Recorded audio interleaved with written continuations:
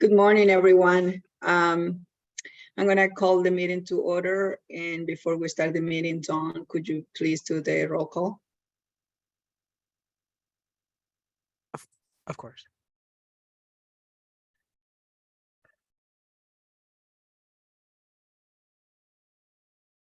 I'm here.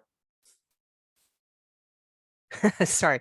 Thanks, Jerry. I was just making sure that the recording was working properly. My apologies. You guys don't even need me anymore. Yeah, Jerry you start saying Abrahams. I'm here. I'm always first, so it's easy. That's true. All right. Jerry Abrahams is here. Still Thank here. you. Cindy Butts. Commissioner Dahm. Here. Wendy Clark. Oh, thank you, Commissioner Dahm. Thank you, Wendy. Phil DeFranco. Here. Heidi DeWeingart. Here. Claudio Gualtieri. Here. Timothy Hodges. Here. Catherine McKinnon. Commissioner Mascara Bruno. Here. Commissioner Perez. Here. Franklin Perry.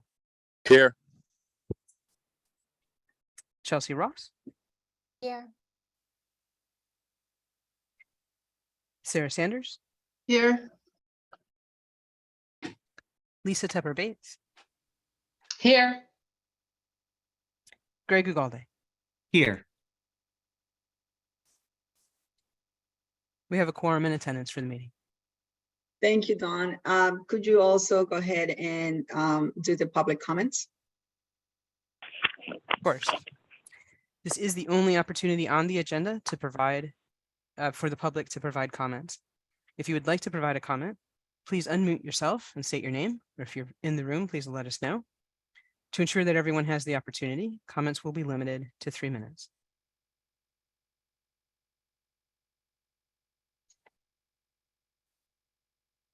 Hearing no public comments, the public comment period has now ended. Commissioner? Thank you, Dawn. Nandini, could you give us your report? Great. Thank you. Good morning, Madam Chair and members of the board. I wanted to share with you the results of our survey that went out after the board retreat last month. The event was well attended. There were 12 board members in attendance, and it was an extremely engaging and interesting day, and I would characterize it as a success. Several of you took the time to provide feedback. Thank you for that. And all of you said that the retreat met your expectations. So we got a 5-star top score rating on that particular aspect. You also gave us high marks on the quality of the information that was shared. The tour of the building and unit received top billing. We received pretty high scores, 4.6 out of 5 for the usefulness of the information and overall satisfaction with the day. It was about 4.5 stars. We can always make things better, of course. So thank you for your recommendations. Broadly, they were, how to encourage board members to more actively participate and engage with each other, more interactive activities. Some feedback on customer experience reporting and sharing, testimonials. There was some feedback around wanting to talk about how architectural design standards are developed, arranging the room differently so that participants can engage with each other more easily, as well as the potential for targeting certain board meetings to encourage members to attend in person. So thank you for that. We will take all of these under consideration. And we talked at the retreat about coming together again in person, perhaps in the fall, as we work to finalize and present to you a proposed draft for our strategic plan for 24, 25, and 26. I'm now going to turn to the mid-year dashboard that I sent along in the CEO report and kind of give you some of the highlights. So we're kind of halfway point now, and some things are further along than other things, but if you want to kind of scroll down a little bit, in terms of production goals, we have met our single family target for the number of for our lending, single family lending production goal, and we are going for our stretch goal, which we believe we will easily exceed. Our turn times are on target. They're well under target. The homeownership department has been working to really keep those timeframes well below our target of 5 days. I'm happy to report it's 1 business day. Even with all of the activity around time to own, we are doing really well with our BIPOC lending percentages. If you could scroll down a little bit, Dawn. We were targeting 42% of our lending to people of color, and so far year to date it's at 52%. So we're doing well there. Multifamily, a little bit more of a complex story. If you could scroll down a little bit. So we are at about 25% of our overall goal, which is about the same as where we were last year, at this time of year last year. So a little bit more complex. There's over 1,000 units that are in the pipeline, or 9% actually. There's more than that on the 4% side and taxable. But 2/3 of it has our first mortgage loan funds associated with it. What we're seeing is that, you know, getting deals to closing is as tough or tougher than previous years. You know, what hasn't changed is that there's lots and lots of layers of approvals, you know, for these deals, lots of funding sources, plus all of the COVID-related price increases have made putting deals together and making them financially feasible all the more challenging. We are working closely with the deal team on every deal to get them to board and to closing, but you know, many of the issues, or most of the issues, aren't necessarily within our control to move. And so to the extent they are, we are working to resolve them as quickly as possible. The other difference from previous years is that the average units per deal are smaller. You know, smaller deals are sometimes more feasible. And last year or the year before, we did a lot of preservation deals. These are acquisition rehab deals that tend to be larger. And so, you know, we're seeing some differences. We believe on the plus side, we are anticipating a large influx of units. So just to back up a second, the production goal here relates to deals for which so there could be CHFA financing in them, or they could be, you know, deals with low-income housing tax credits without CHFA financing, but they are transactions that will be closed by the end of the year. So we are expecting an influx of transactions to close by the 3rd or 4th quarter, which should bring us closer to our target. Moving down, we have done a significant amount of our commitment from the investment trust account and opportunity fund. You know, is very close to meeting its target. We believe we should have no trouble there. Information technology, we did draft and execute a IT strategic plan for 23 through 27. 23, 24, 20, yeah, 23 to 20, there are 5, it was a 5-year plan, I'm just counting. And right now it shows 20% of completion, but many of the initiatives are underway, and we expect that number to be significantly higher by the end of the year. We've already done a fair number of activities and put into place. For example, our finance system went live this year, and that was a multi-year long effort to replace a legacy system. We've migrated all of our systems to a single sign-on, so you sign on once and you're signing on to all of the systems, which was a big effort on the part of our IT department. We're moving slowly but surely to electronic signatures, first internally, and then looking at bringing that to our external facing documents as well. We're putting into place security awareness training. We just moved all of our physical handheld phones to soft phones, voice over IP. And there are a number of other initiatives that are underway for 2023 that I believe we'll be able to make good progress on. Continuing marketing and outreach, we are doing quite well in terms of our outreach to the communities of color. We're doing a number of co-sponsored events. We've done a couple with the National Association of Real Estate Brokers, and we are also targeting the communities that we believe will benefit from greater levels of homeownership. Our rebranding initiative is about 75% complete. We expect that to be done in the third or fourth quarter of this year. Moving down, organizational development, we've done a tremendous amount of work around culture building.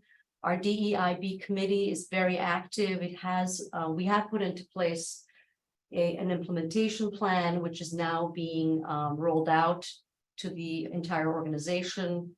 The training has been a little bit slow, but we know the training that we want to put in place, and we believe by the fourth quarter we should be able to bid it out and get the vendors in place in order to start implementing it by the fourth quarter.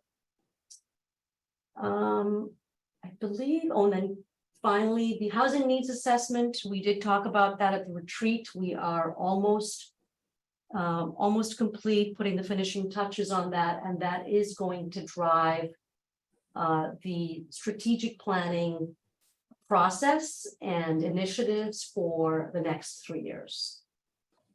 So with that, I rest my case and I invite any questions or comments from the board. Thank you, Nandini. Tim, do you have a question? Yeah, just really quickly, Nandini, thanks for the report. It was helpful. And if I heard you correctly, in terms of production, it's been more difficult in terms of production this year, yet you're at the level you were, close to the level that you were last year. So in theory, if you didn't have some of those challenges, you'd be higher. I guess my question is, one, where do we expect to end up by the end of the year? Two, do we need to revise our goal there? So those are my two questions on that. And then secondly, I saw the target of 120 in terms of closing days, and we're at 145. Where were we last year in comparison? Yeah, I'll try to answer all of them, and maybe Pat can weigh in too. So, in terms of the closing timeline, there are lots of factors that play into why a deal closes faster than another deal. I expect that to come within the 120-day requirement or target that we're trying to meet for 2023. In terms of the production goal, a little bit difficult to say. I think we're expecting to be probably closer to 1,000 units than 1,650, but don't hold me to it. In terms of reducing or revising the goal, here's my thought. I think that we're going to think closely, Pat and I, and I'm happy to invite the board in this conversation about how we might measure production. Because it's important to measure production. We want to make sure affordable housing gets built. We want to hold ourselves accountable, but we want to do it in a way that fully measures the life cycle of a transaction, because transactions start well before application and they go well past closing. And there's a million things that can happen in the middle of it. CHFA controls a portion of it. There are definitely operational efficiencies we can look at. there's ways we can be a part of the solution and all of that stuff. Is there a way to measure our activities across the board without looking specifically at 1/10 of the whole life cycle, which is the closing process? So yes, we're right now measuring just deals that are getting to closing, but there may be value in looking at deals and transactions for the whole life cycle and saying, you know, this is what, you know, here are the number of deals or units that are in the pipeline. Here are the ones that have gone to board awaiting, you know, closing. Here are the number of deals under construction. Here's what's coming online in the next 6 months. So I think there may be a more holistic approach to this, which is what we're pursuing and we'd like to look at for the next 3 years. I think that's a great idea. I think it'd be useful and give a much better picture. So look forward to hearing more about that. Thank you. Thank you. Thank you. Greg? Yes, just quick on fraud. You know, it seems that we're hearing so much more about fraud exposure and everybody seems to be getting so creative in a lot of different ways. Where do we stand on that and the protections that we have in place? Has it been a concern of ours yet? Well, it is absolutely a concern. I wouldn't say that it's not a concern. I'm going to have to defer that question as to what we're doing specifically around fraud until I can be better informed in my answer to you. I know that we've taken significant measures to protect our physical infrastructure. We're doing security awareness training. You know, so I know that there are policies and processes in place in terms of internal controls, separation of duties and all that sort of stuff within the organization. But I can give you a much more complete answer, and I'm happy to do that. Appreciate that. And just so like just this week, we were talking about these elaborate schemes that, you know, outside the organization where applicants and they're setting up different layers and, you know, vacant land is disappearing by entities swallowing it up, just different things. So we could talk more about it too offline.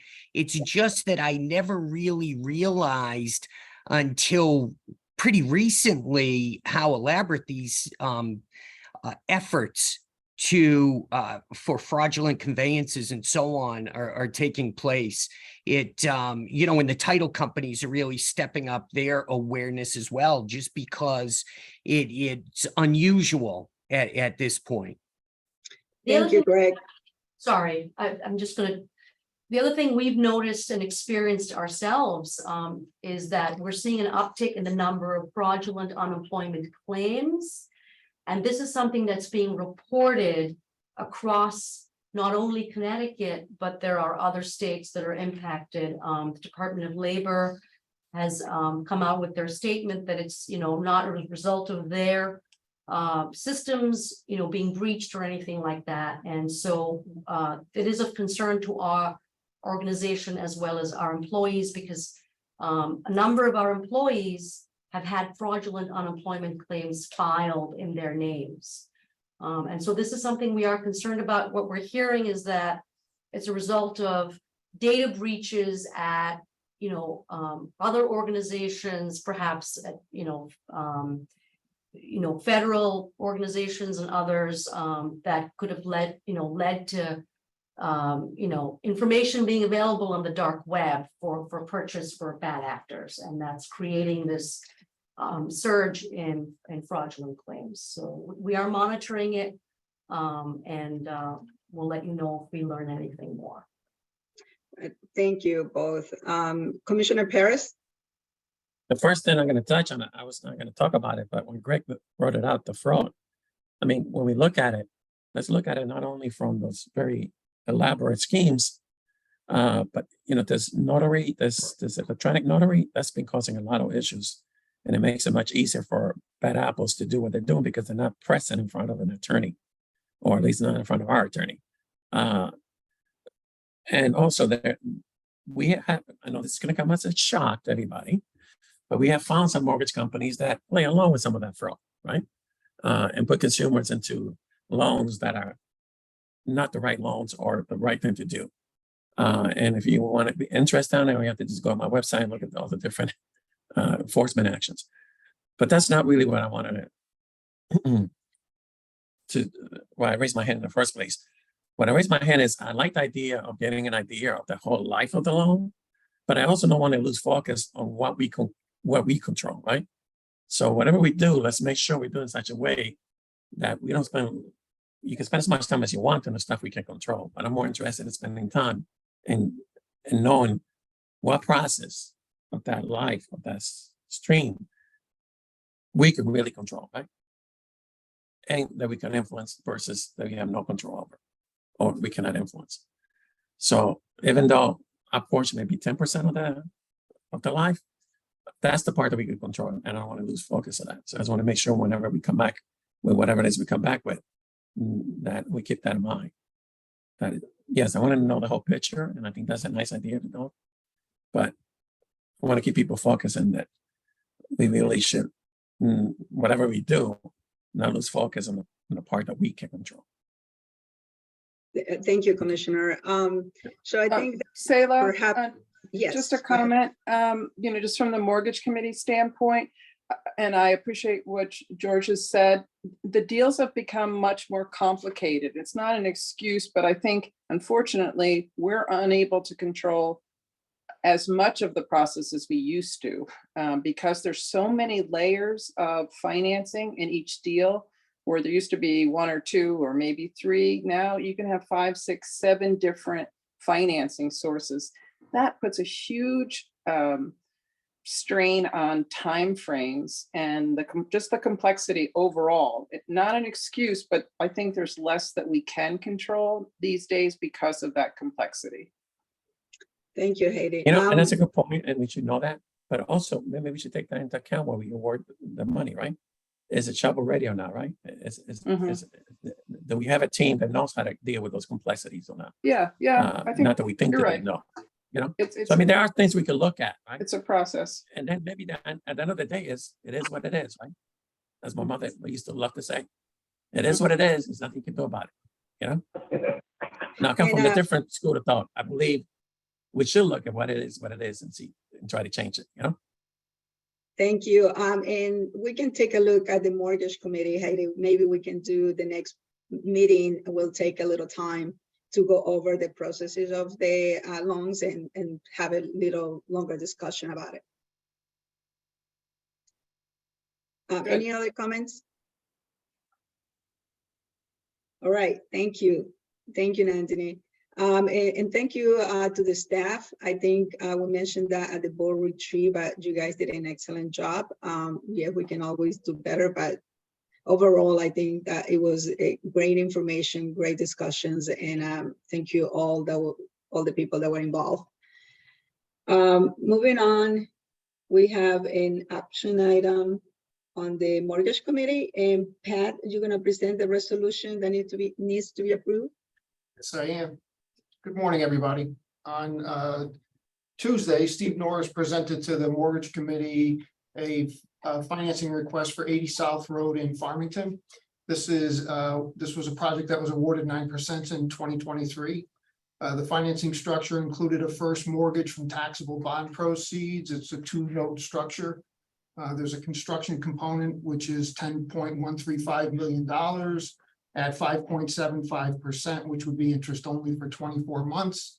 And a second note for the perm mortgage of $5.55 million at 6.5%, 24 months of interest only, and 35-year term thereafter. In addition, there's a second mortgage from Opportunity Funds for $1 million. That note will be at 1% with interest only for 24 months during the construction period, and then a following 35-year term where we'll collect 25% of adjusted cash flow after the payment of deferred developer's fee. The project is 65 total units, 13 units at or below 30% AMI, 26 at or below 50%, 8 units at or below 60% AMI, 5 units at or below 80% AMI, and 13 unrestricted units. One change from the memo that was presented, we had in there that we hadn't received the appraisal yet, but the appraisal was received on Tuesday. It was, it's currently being reviewed, but the indicated value is $8.7 million, which drops our LTV on this to 60%. We have a very well-established and experienced developer who has done many deals with CHFA, and we expect to close on this by the end of September. The request was approved unanimously by Mortgage Committee. Does anybody have any questions? Thank you, Pat. Phil, can I ask first to get a motion to approve the resolution? Motion to approve the resolution? Can I have a second? Second, Heidi. Thank you. So Phil, you have a question? Yeah, I'm, as you know, I'm a residential lender, so all this stuff is new to me, but first of all, your determination of loan to value is based off of the appraisal. But it seems to me that I was just curious because when I look at the construction cost versus, it just seems like we're way underwater with this. Like I guess I was just concerned because, well, first of all, I'm kind of crazy thinking about the cost of construction of $436,000 per unit. That was just shocking to me. And then I'm just curious as far as the appraised value is 8.9 million, you said, but it's 28 million to construct. Yes. And again, this is what we're seeing where Heidi had mentioned before, where there's a lot of other sources that come in. So the actual cost of construction is $400,000 a unit and $28 million. But the operation only supports a certain amount, right? Because we restrict the income on these deals. So because of that restriction in income, it can only support so much debt, and that's how we're sizing the debt on this. It's a 115 debt coverage for the. Yeah, I see the grants, but I'm just saying, like, it's still, to me, looks like the overall financing on that is 12.9 million on a property that's appraising at 8.9. Our perm debt on this is going to be the $5.55 million permanent loan and the $1 million opportunity funds. What you might be missing there, Phil, is that the $10 million construction loan is going to be paid down at final closing with the contribution of tax credit equity. So, but the total financing on the project, it looks like I'm looking at it is 12.9. Is that correct? What are you including, Phil? It looks like the CHFA first mortgage, the down payment is the Department of Housing Fund, CHFA opportunity funds, DOH home loan, and GP loan, all total 12.9 on a property that appraises at 8.9. That's correct. I know we're in first position. Yes. Okay. Phil, but the loans from the Department of Housing are deferred. They don't have to, because of the affordability that they're providing with those units. I get, yeah. And then so for the calculation of our loan to value, we're using our permanent self-amortizing debt to calculate the LTV. Okay. And then my other question would be, when I look at the overall construction costs, site acquisition, does the builder already own that site as part of his overall structure of where he has other Metro buildings in that market area? Because Metro owns a bunch of medical office buildings over in the Farmington area. Is that already land that he owns that is just a spinoff and we're paying $2 million for that? In essence? I'll have to get back to you on whether or not it's currently owned by it's not currently owned by the same entity that will be taking the project, but it may be owned. I'm just curious because it just feels like I don't want to add on to the value, the price of the project. If it's, but you understand, when we do our appraisals, we do an as-is appraisal for that very purpose, for the acquisition calculation. And then we do a prospective value, which is the $8.7 million that we just received on right. Tuesday. So as the project stabilizes, we have a value for that to ensure that our loan is properly sized. But the market value of that subdivided lot, if it's, do you understand what I'm getting at? It's like, are we subsidizing the developer on a lot that he doesn't have, that he already has? Like, what's the true market value of that lot? But that is what we have. We've requested and received an as-is value on the property that's being transferred into the transaction. And the as-is value is 2 million? I don't have that with me. I had the total value, but I can get Because that. the as-is site acquisition is $2,080,000. Right. So the as-is, so you're saying you're saying the as-is value of the land is $2 million on a project that's going to appraise at 8.9. Yes, because it's an as-is value. It's not based on the prospective use of the land. So it's not the land with the restrictions, property with the restrictions on it. I'm not trying to be a ding dong on this one, but an as-is value on an undeveloped piece of land in Farmington is $2 million on a completed project that's going to appraise at 8.9. Yes, but again, I'd like the opportunity to review the appraisal. Okay. Tell you the exact calculation that they came up with. I could even provide the appraisal to you if you wish to take a look at it. Sure, I would love that. And then 2.375 developer allowance fee, that's the developer's cost of doing the project. 2 point, It says 2.375009. It says developer allowance / fee, overhead and profit.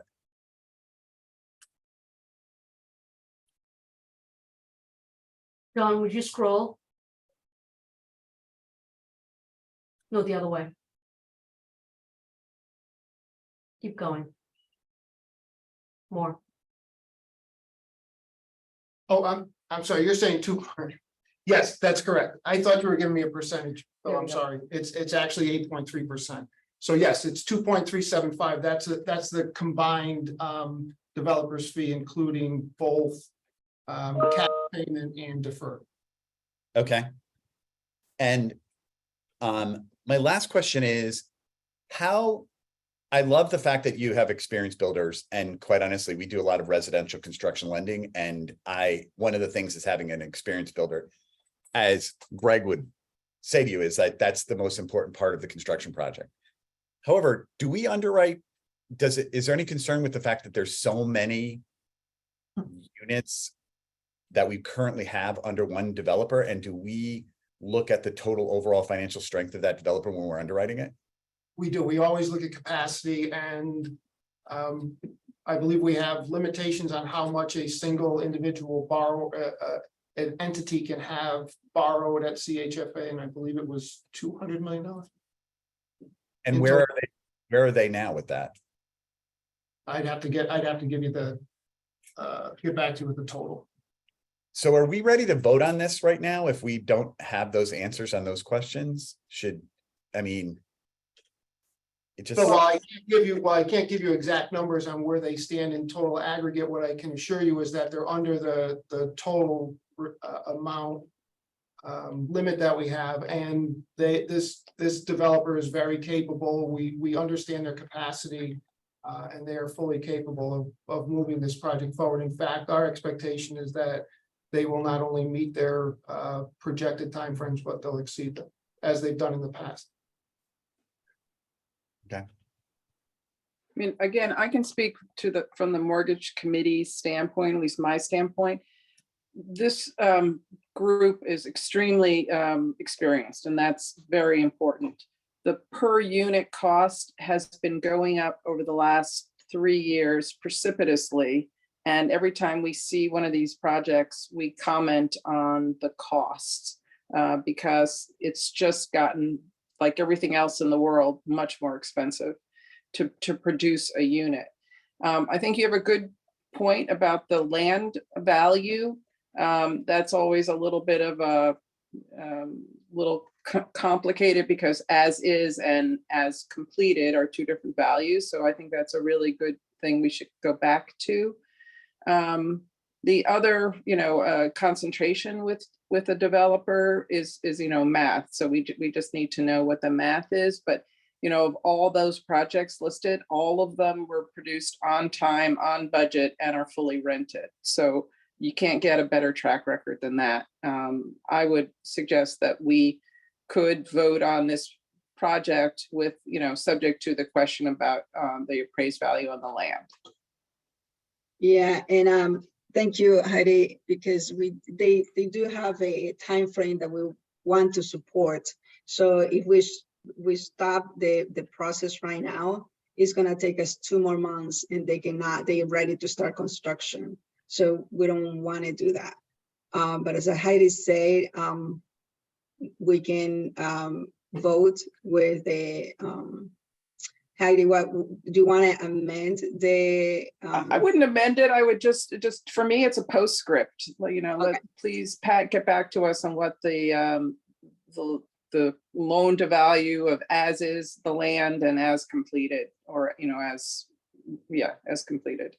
All right. But to me, shouldn't hold up our vote. Okay. Any other questions about the Just- project? Yeah, just Right. one thing, Phil, to follow up too on what Heidi was saying. We have these conversations. Pat walks us through it when we get our package. Your concerns, it sounds like us, on almost every application, we walk through it and we look at these items. It's a tough process because of the expense, because of the delays right now, everything that developers are going through, but also what we have to look at and what we're able to deliver to market.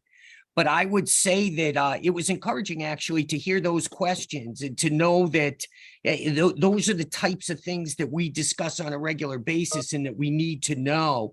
And in this one, we'll continue to follow up on. But I agree with Heidi that the committee felt that it's ready to move on. Thank you, Greg. Any other comment or questions before we do the roll call? Okay. Commissioner, just one more Lisa. comment from the mortgage committee side. I'd also just like to reflect on the value of this project. This is a high opportunity area, and this is a location with specifically really good access to transportation for this community. So important, I think also, and Phil, your questions are great, and I'm glad that you ran everyone through the paces. But I do just want to come back to that. We're facing a very serious affordable housing crisis, not just in Connecticut, but in Connecticut, right? As well as the rest of the nation. And this is a really good project in terms of our mission and in terms of what we need to produce in the state. So just wanted to speak to that as well. Yeah, I'll just follow up with that and saying, I'm all for it. I totally agree with all of that. I just wonder with the site acquisition piece, is that padding the builders? I mean, I just think we just have to pay attention to some of the costs that, that's it. That's just, I'm okay with it if we're going to have that postscript. So I just wanted to. Thank you, Phil. Point well taken. Any other comments before we do the roll call? Thank you. And hey, it's great to see that actually the members of the board do take a look at the information that is being sent in addition to the mortgage committee. Thank you, Phil. Dawn, could you do the roll call, please? Of course. Jerry Abrahams, Aye. Cindy Butts, Commissioner Dawn, Yes. Wendy Clark, Phil DeFranco, Yes. Heidi DeWeingart, Aye. Claudio Gualtieri, Yes. Timothy Hodges, Aye. Catherine McKinnon, Commissioner Mascara Bruno, Yes. Commissioner Perez, Yes. Franklin Perry, Yes. Chelsea Ross, Yes. Sarah Sanders, Yes. Lisa Yes. Tepper Bates, Aye. Greg Ugalde. Aye. The vote passes unanimously. Thank you, Tom. Next item on the agenda is we have a resolution to adopt the low-income housing tax credit 2024 and 2025 qualified allocation plan. And Terry Nash, you are going to present the resolution. Yes, thank you. Good morning, everyone. So you have before you a resolution to adopt the 2024 and 2025 low-income housing tax credits qualified allocation plan as presented in your packages. The board's QAP task force met with staff over a period of time, as it does every year, to review and consider potential revisions to the QAP. Stakeholders and members of the public are invited throughout the process to make comments and provide input. A public hearing with the formal opportunity for review and comment on the QAP was held on June 7th, as is required by IRS regulations. From the 23 comments that were received, there was a general appreciation of the changes that were made for the 2022 and 2023 QAP. Members of the Connecticut Passive House Organization requested additional points to incentivize a heavier investment in higher standards of passive house design. And the remaining comments were singular in nature or process related. So comments that were process related are being addressed currently, and generally few themes other than that became apparent. Minimal revisions are proposed, as we have discussed. Revisions are clarifying in nature and make technical corrections. Documents attached in your package include a summary of the comments, plus the public comments themselves, along with the draft of the 2024 and 2025 QAP, both a red line draft and a clean version. The board's task force has unanimously approved this QAP, and it is recommended that the board adopt the QAP as presented. Thank you, Terry. Any comments or questions about the QAP and the process? I'll just really quickly, I don't obviously was a part of the task force, although I did not have a chance to attend all the meetings. Just want to, and I'm sure Lisa was probably going to do this if I didn't, but just thank the staff. They continue to do a great job. This is, I've been part of this process kind of from the beginning, and the improvements that we've made each year have been good ones. So just want to commend Terry and the staff for the good work they continue to do. Thank you, Tim. Claudio?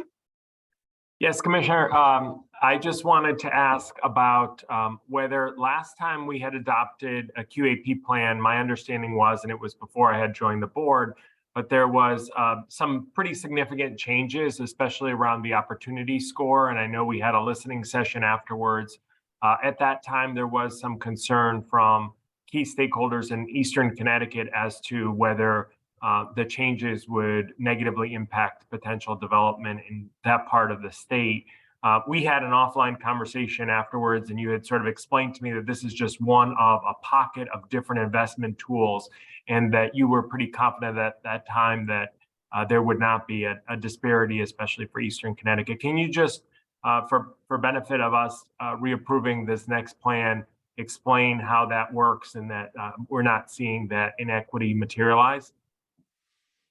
Terry, do you want to take that, or do you want me to answer?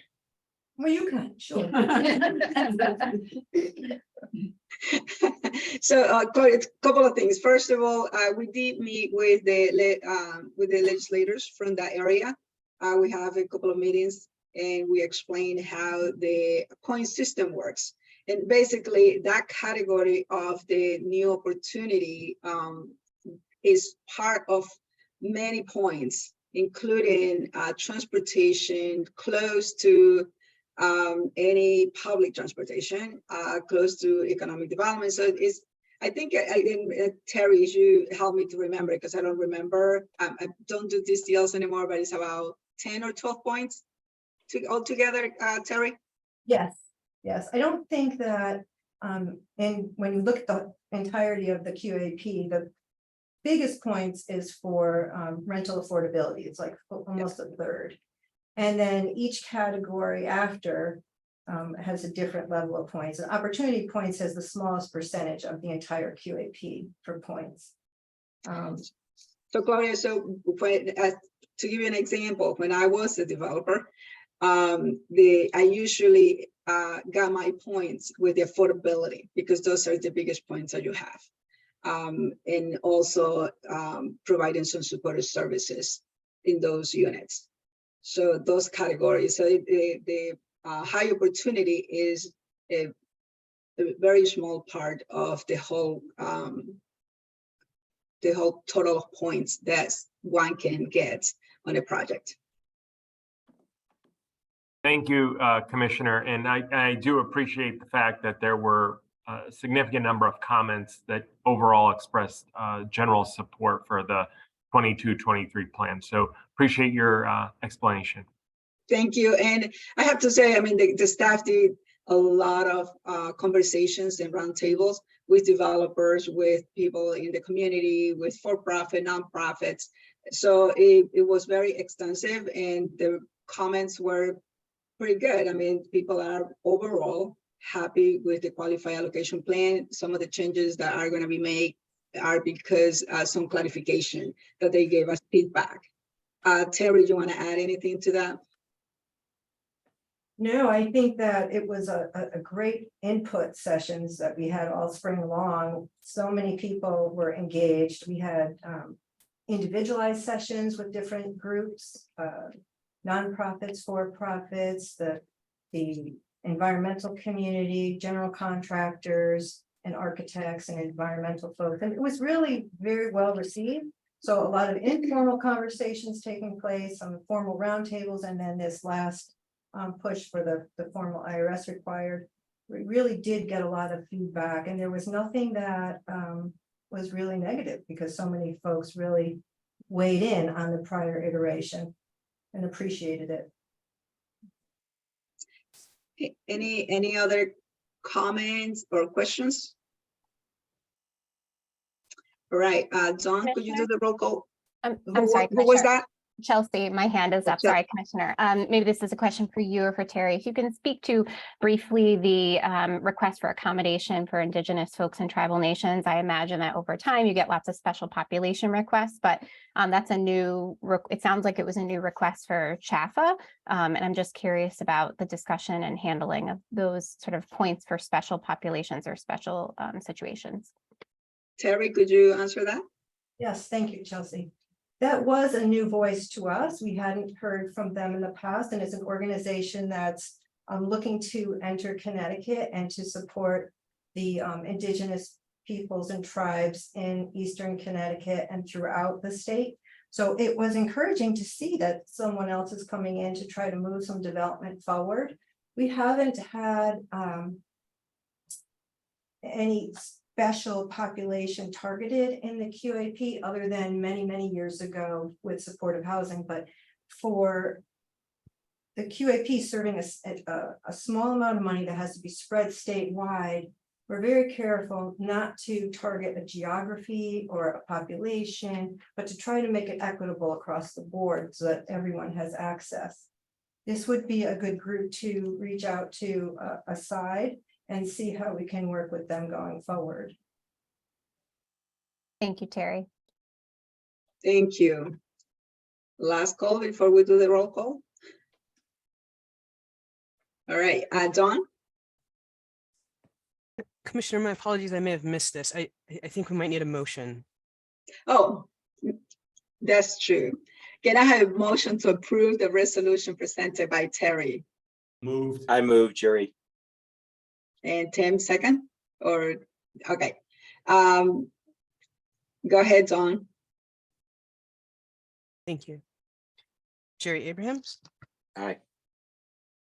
Cindy Butts, Commissioner Dawn, Aye. Wendy Clark, Phil DeFranza, Aye. Heidi DeWeingart, Aye. Claudio Gualtieri, Aye. Timothy Hodges, Aye. Catherine McKinnon, Commissioner Mascara Bruno. Yes. Commissioner Perez, Yes. Franklin Perry, Yes. Chelsea Ross, Yes. Sarah Sanders, Aye. Lisa Tupper Bates, Yes. Greg Ugalde. Yes.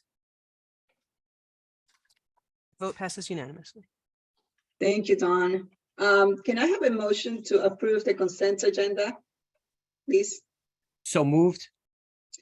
have a second. Second. Comments? Okay, Don, could you please do the roll call? Of course. Jerry Abrahams, Yes. Cindy Butts, Commissioner Dahm, Yes. Wendy Clark, Phil DeFranza, Aye. Heidi DeWeingart, Aye.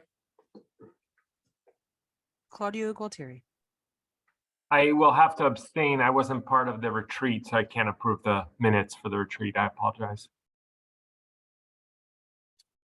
thank you. Timothy Hodges, Aye.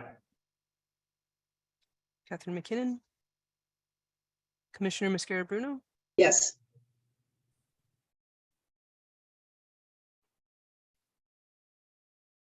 Commissioner Perez, Yes. Franklin Perry, Yes.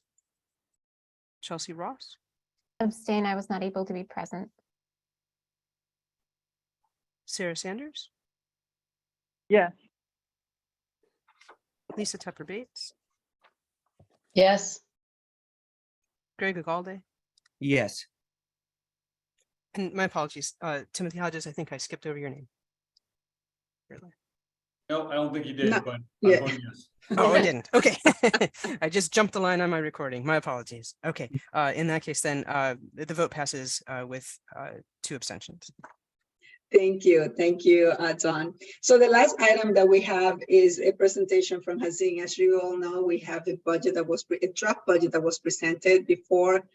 Hazin is going to do a refresher to present the budget. So, because as you know, we will have a month of vacation, which is in August. We won't meet. So he wants to make sure that if there are any questions or people have anything about the budget for next year, you have that opportunity. So Hazin, could you go ahead? Yep. Good morning, everybody. Thank you very much. Like the commissioner said, I'll be walking you through and provide a refresher to the CHFA budget. But I think the overall intent here too is to provide more access to members of the board to understand how CHFA operates.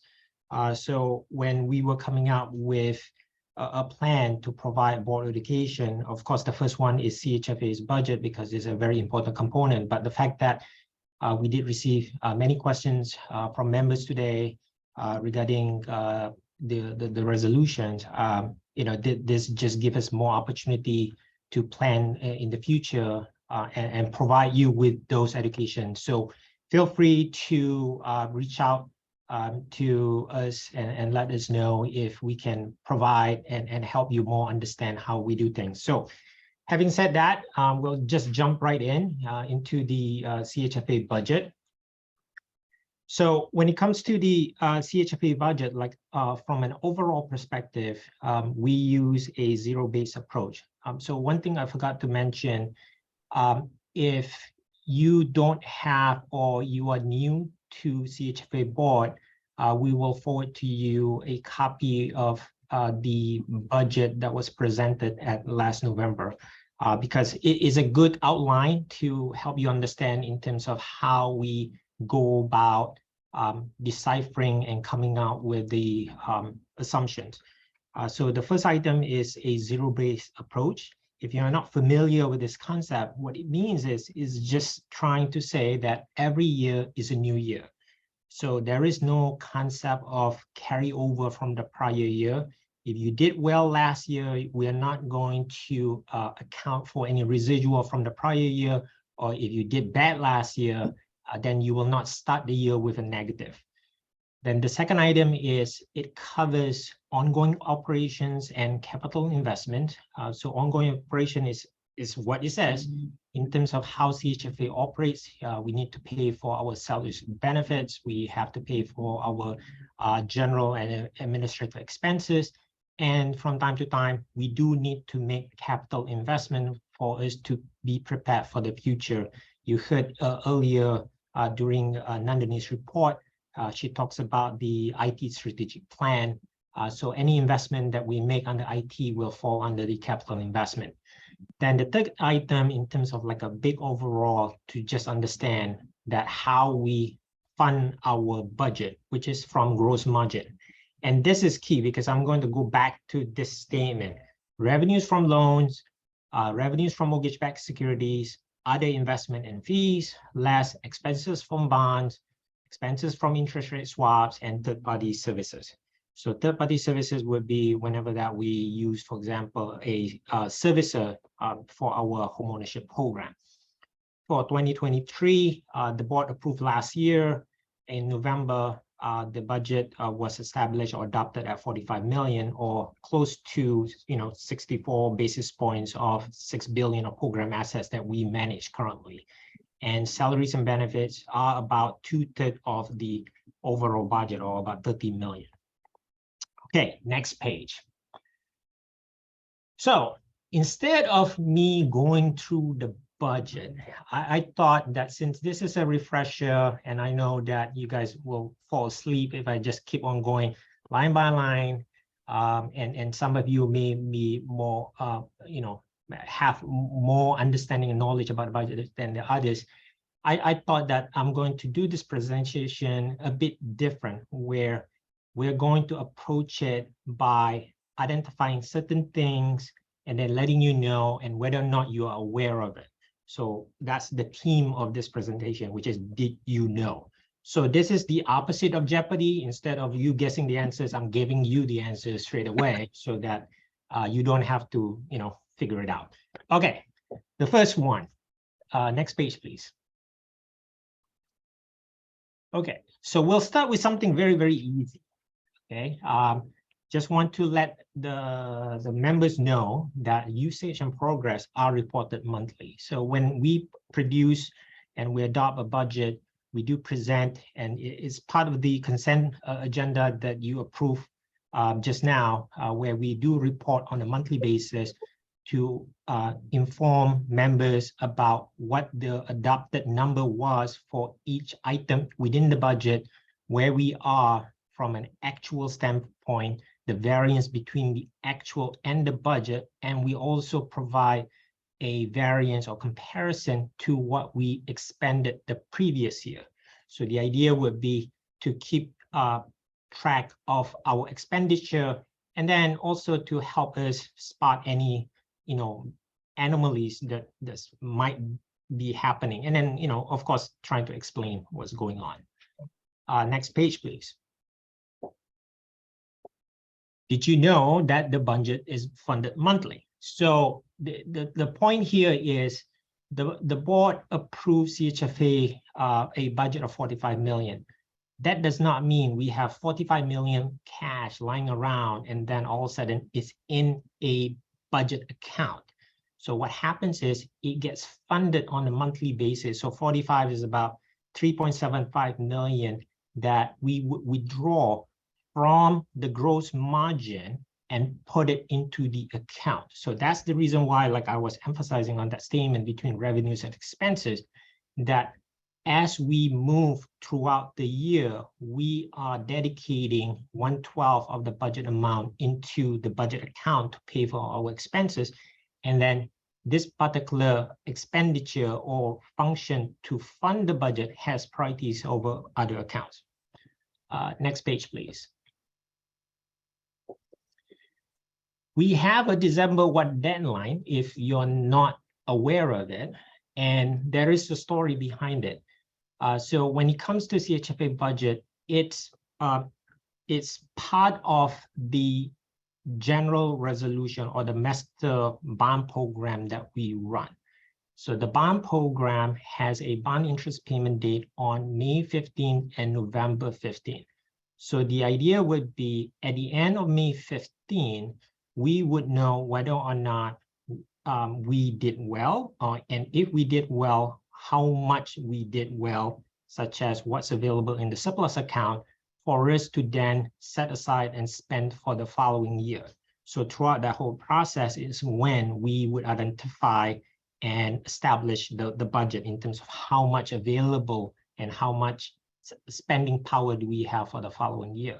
And during that whole process too, we would then make recommendation for an allocation of the net earnings into the ITA and the Opportunity Fund.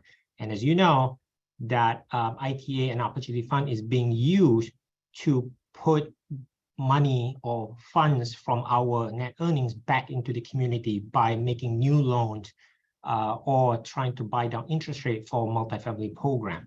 And then last but not least, we also are required to provide the information to the board chair so that the board chair can sign a certificate to the Secretary of OPM regarding the capital reserve.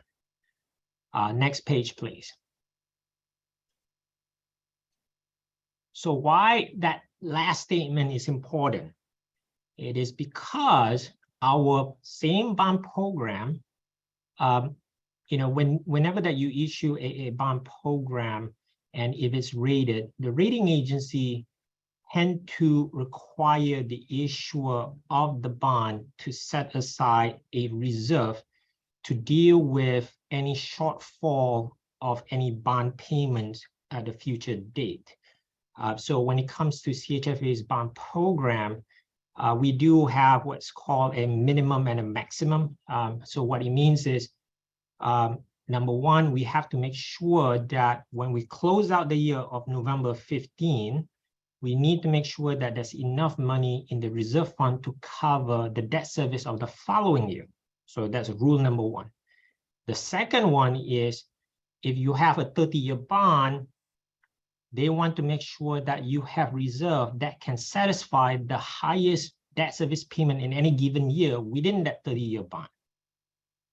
So when it comes to the certificate itself, it was built into the resolution and it was built into our statute that if in an event that we had a shortfall from revenues, whereby we had to withdraw monies from the reserve fund to pay bond debt service, and somehow, some way, we do not have the ability to replenish that account, the state has a legal obligation to step up and then make that reserve back to the requirement.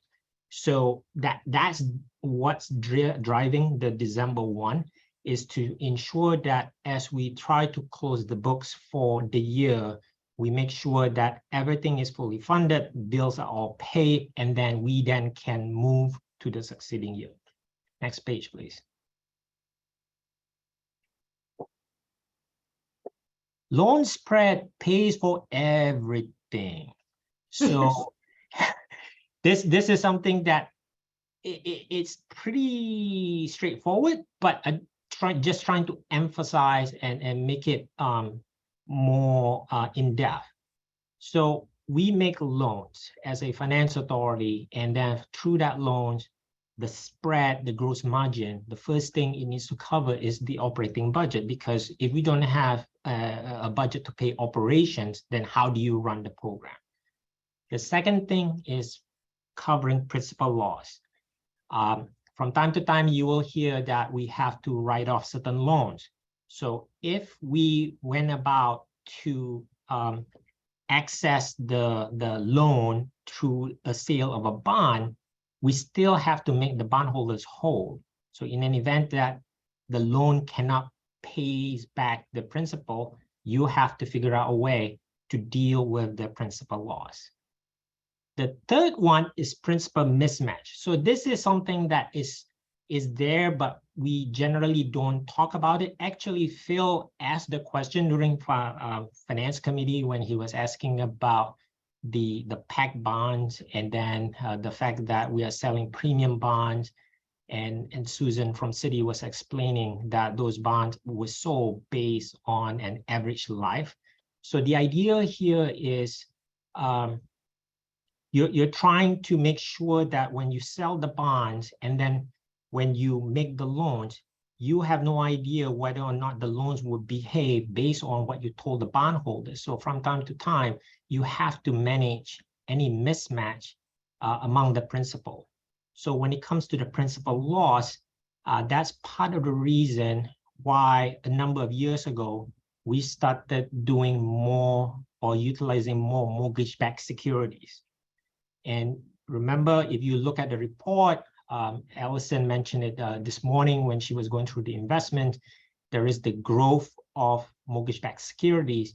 The idea there was to reduce CHFA's exposure to principal loss by utilizing mortgage-backed security. And the result is, within the operating budget, there is a line item to pay for foreclosure expenses.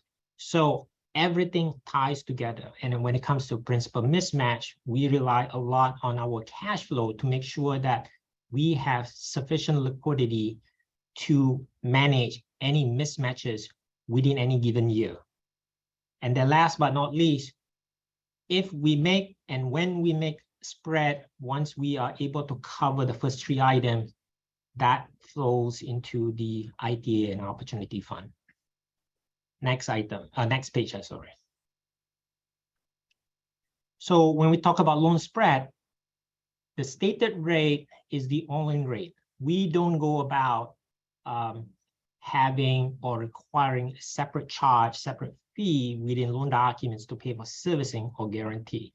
So when the board approves, for example, a resolution, just like what the board did this morning, the stated rate there is the rate that we can offer or we can charge. We don't say, okay, that's the rate, or by the way, we're going to charge servicing, we're going to charge guarantee, and so on and so forth. So that is the rate. Next page, please.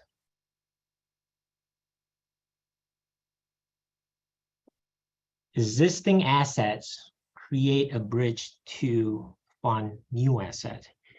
So this is a way for me to somewhat encapsulate or just explain from a holistic thing how we operate as an organization. So for CHFA, we like to grow our program assets because we believe that by holding onto it and creating an annuity would be a better way to manage future financing. So whenever that you have sufficient asset, it allows you to absorb any distortion, dislocation in the financial market. Case in point, a few years ago, when COVID happened, yes, we did see a drop, but we were still able to operate because we were relying on existing assets to help us wade through all the volatility that was happening in the market. And then for us to do that, we rely a lot on tax-exempt bonds. So that's part of the reason why when we talk about the budget process, the volume cap, the issuance of tax-exempt bonds, because we would like to extract as much value from those assets for us to then help fund new assets, whether it's for homeownership or for multifamily. So that's all for my anti-Jeopardy for this morning. I hope that you got something out of it, but if you have any questions, any comments, anything that you would like me to touch upon, I'm all yours. Thank you, Hassan. Commissioner Perez. I found this to be interesting, so thank you. But at the end of the day,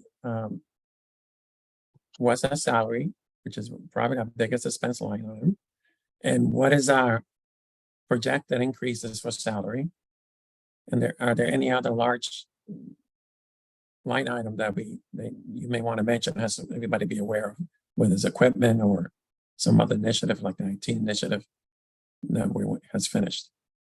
Yeah, so salaries would be our biggest expense item.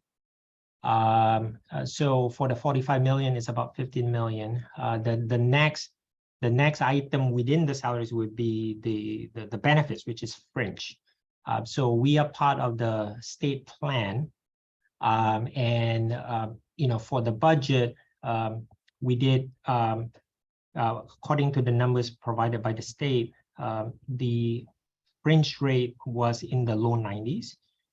So that translated to close to 14.1 million.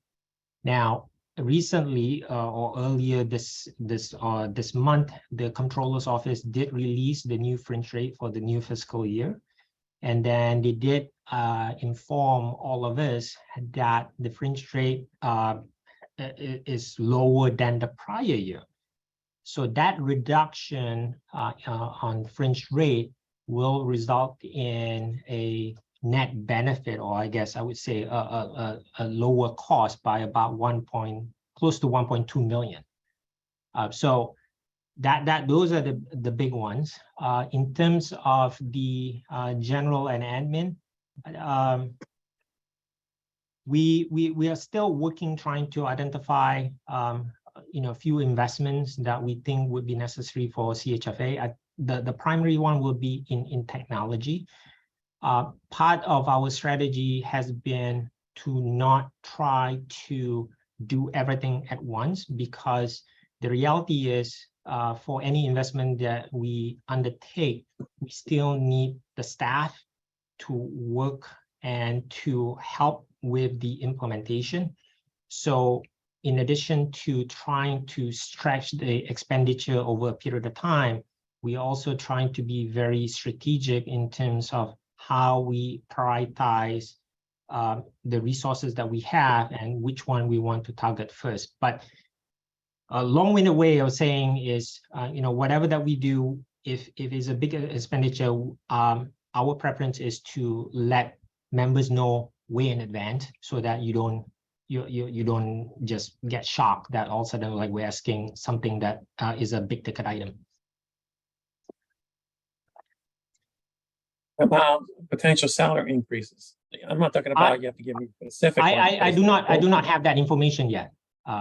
Okay. So it's still too early. The way that it works is we would begin the budget process sometime in August, and then within September we would be sitting down with all the managers, the managing directors, and then myself and Nandini, we are going to go through all the requests, all the asks. And then during that period of time too, we will also reach out to the board chair. We will reach out to Commissioner Mosquera Bruno. And then there's going to be a discussion. And then there's also going to be an outreach to the personnel committee. And then during that whole process, and then after we get inputs from members of certain committees, we would then firm up and provide a recommendation. And the intent is, just like what we have done in the past, we should have a draft budget numbers for 2024 by the October meeting for members to provide comments. Thank you.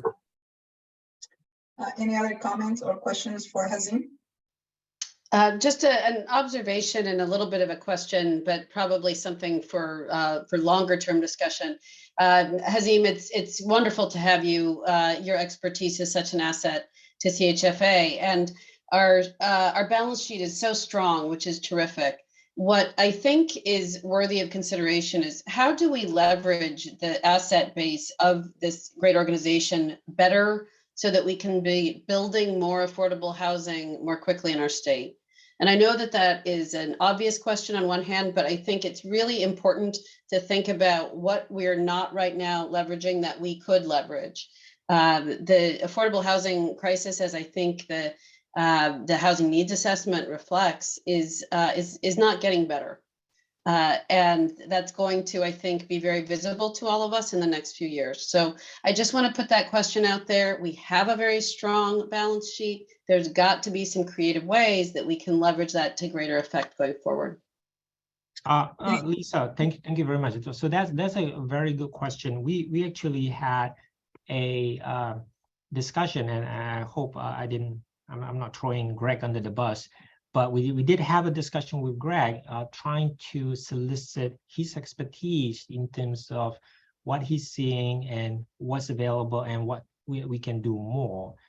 So as you stated, Lisa, that we are looking at it, that we recognize that CHFA has a very strong balance sheet. We are rated AAA. We are well known throughout the country, and is there a way for us to leverage the brand? Because the reality is, you cannot create something out of nothing. So what we have is in fact our brand, and how can we, or another way to say, how can we monetize that? Because you do need sources, you do need resources to accomplish the mission.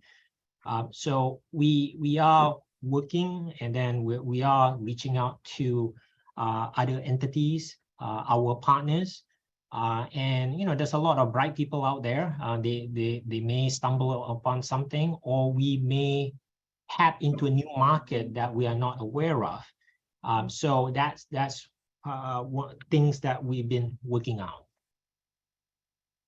Thank you, Hazim. Any other comment? Hazim, this was great. Thank you very much. I think it was very easy to understand, not just numbers, but the concept. So thank you very much for all your efforts to make sure that the board understand how the budget works for CHFA. Thank you.